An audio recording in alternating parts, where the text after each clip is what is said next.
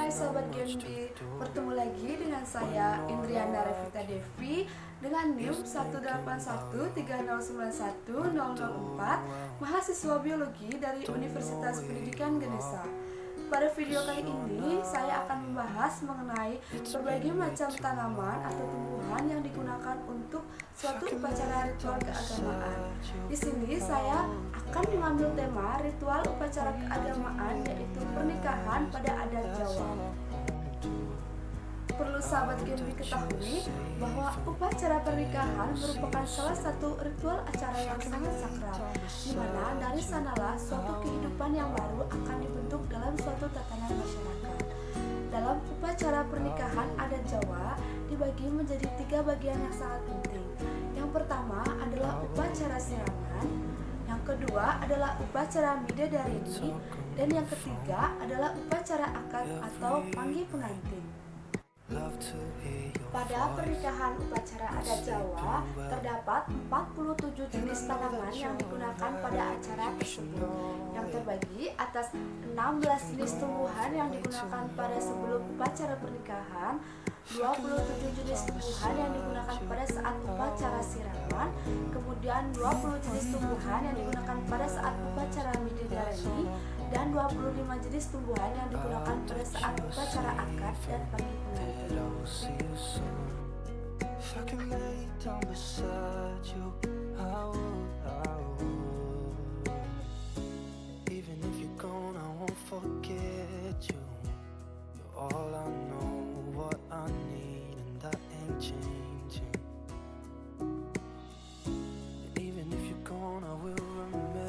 Penggunaan tumbuhan atau tanaman sebelum acara pernikahan atau upacara ritual yang akan dilaksanakan pada adat Jawa bertujuan agar calon pengantin mampu mempersiapkan diri untuk tampil maksimal pada saat upacara pernikahannya berlangsung.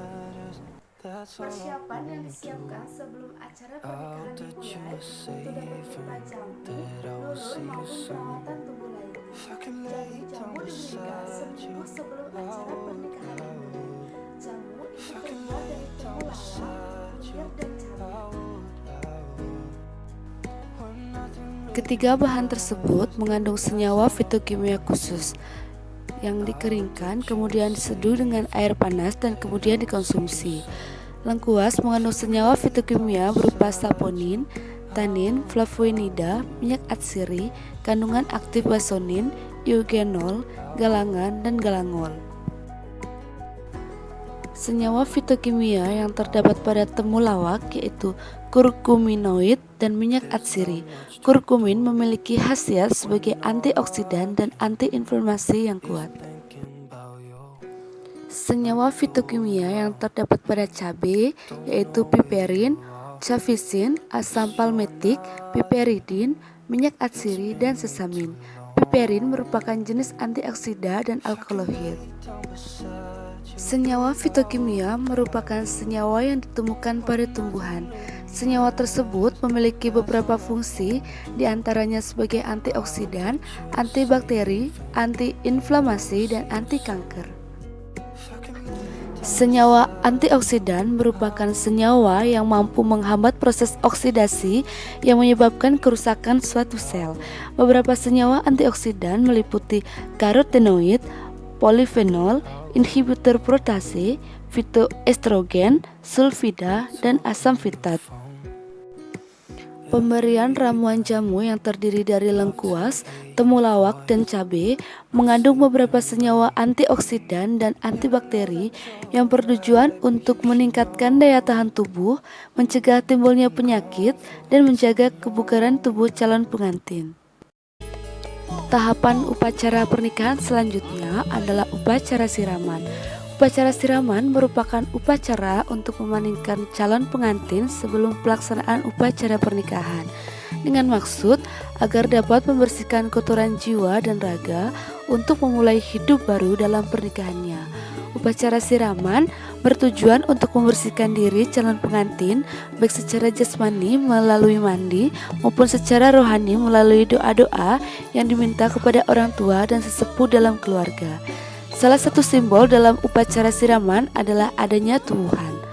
Tuwuhan merupakan makna agar calon pengantin nantinya dapat tumbuh menjadi pribadi yang lebih baik dan sejahtera.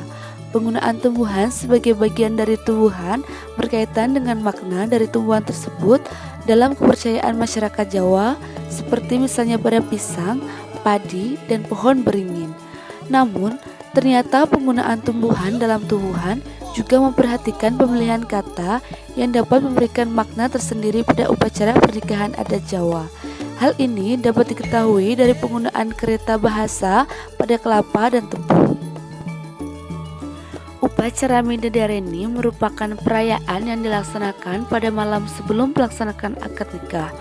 Tujuan dari pelaksanaan malam Midodareni yaitu untuk menyampaikan doa-doa agar pelaksanaan akad keesokan harinya itu dapat berjalan dengan lancar.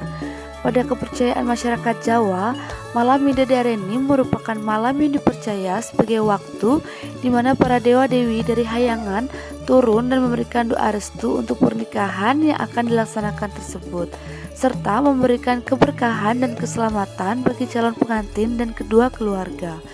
Penggunaan tumbuhan sebagai salah satunya terdapat pada kembar mayang.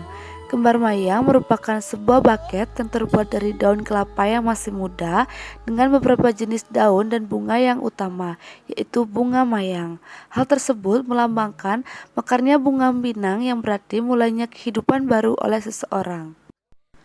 Upacara panggih pengantin berlangsung setelah pelaksanaan upacara akad dan kedua pengantin sudah resmi menjadi pasangan suami istri. Panggih pengantin dalam bahasa Jawa berarti bertemunya pengantin, sehingga dapat diketahui bahwa pada tahapan ini pengantin melakukan tata prosesi bertemu untuk duduk di pelaminan. Upacara yang menggunakan tumbuhan dalam pelaksanaannya yaitu upacara balangan suruh, upacara kacar kacur, upacara kembul dahar, dan upacara rujak degan. Ritual yang digunakan setelah pengantin bertemu yaitu ritual balangan suruh atau melempar sirih. Pada ritual ini digunakan buah pinang yang dibungkus dengan daun sirih. Balangan suruh bermakna bahwa kedua pengantin saling melempar rasa sayang, sehingga pada ritual ini digunakan daun sirih yang batangnya saling bertemu. Hal ini bermakna agar kedua calon pengantin dapat hidup berdampingan dengan baik dan tidak saling tumpang tindih dan merugikan. Ritual panggih pengantin selanjutnya yang menggunakan tumbuhan dalam pelaksanaannya yaitu kacar kacur, yaitu suatu ritual di mana pengantin laki-laki menuangkan biji-bijian ke wadah yang dipegang oleh pengantin perempuan. Hal ini bermakna bahwa ketika sudah membangun suatu keluarga, maka harta yang dimiliki laki-laki akan diberikan ke istrinya, serta beberapa banyak harta yang diberikan suami kepada istrinya, maka sang istri harus menerimanya dengan baik. Biji-bijian yang digunakan pada ritual ini yaitu kacang tanah, kacang hijau, jagung, dan kedelai hitam. Biji-bijian merupakan salah satu cadangan makanan yang tahan lama bila disimpan dengan metode yang tepat. Cadangan makanan pada biji-bijian cenderung dalam fase inaktif. Fase tersebut akan menjadi aktif ketika lingkungan mendukung sehingga dapat terjadi perkecambahan. Kandungan tokoferol atau vitamin E pada kacang hijau dan jenis kacang-kacangan berfungsi sebagai antioksidan untuk menghambat oksidasi lemak. Beras mengandung banyak vitamin B1, B2, C, E, dan berbagai mineral. Penggunaan biji-bijian dalam upacara kacar kacur dianggap sebagai sebuah rezeki yang mengandung berbagai kebaikan dan dapat berkembang lagi. Tahapan upacara panggih pengantin selanjutnya yaitu saling suap antara pengantin laki-laki dan perempuan. Hal ini bermakna bahwa dalam kehidupan berkeluarga, kedepannya dapat saling memberi dan menerima dalam segala hal. Tahapan ini dapat menggunakan makanan jenis apapun, namun biasanya menggunakan makanan dengan komposisi sama seperti tumpeng robyong. Tahapan terakhir yaitu minum rujak degan atau minum kelapa muda oleh orang tua pengantin sebagai wujud rasa syukur atas limpahan rezeki dalam menyelenggarakan hajatan bagi anak mereka. Air kelapa muda mengandung nutrisi yang lengkap. Air kelapa muda mengandung karbohidrat, protein, lemak, dan beberapa mineral dan asam amino bebas. Adanya nutrisi yang lengkap tersebut dapat dimaknai sebagai sumber kekuatan bagi kedua orang tua setelah melaksanakan tahapan upacara pernikahan yang panjang dan melelahkan. Jadi, tadi merupakan tumbuh-tumbuhan yang digunakan dalam ritual upacara keagamaan adat Jawa. Semoga video ini dapat memberikan informasi yang bermanfaat bagi sahabat Genbi.